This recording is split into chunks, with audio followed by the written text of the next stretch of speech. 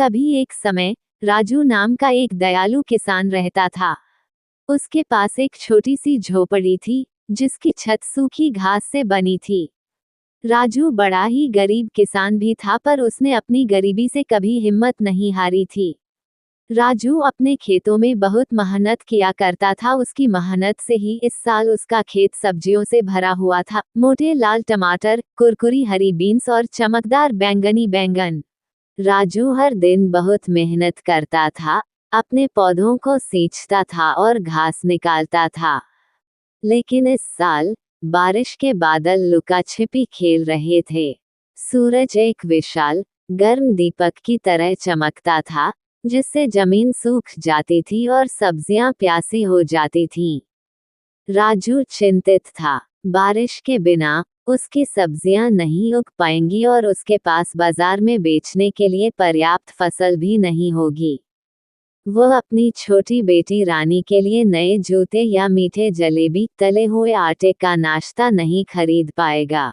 राजू हर दिन बहुत मेहनत करता था, अपने पौधों को सींचता था और घास निकालता था। लेकिन इस साल बारिश के बादल लुका छिपी खेल रहे थे। सूरज एक विशाल गर्म दीपक की तरह चमकता था, जिससे जमीन सूख जाती थी और सब्जियां प्यासी हो जाती थीं। राजू चिंतित था। बारिश के बिना उसकी सब्जियां नहीं उग पाएंगी और उसके पास बाजार में बेचने के लिए पर्याप्त फसल भी नहीं होगी।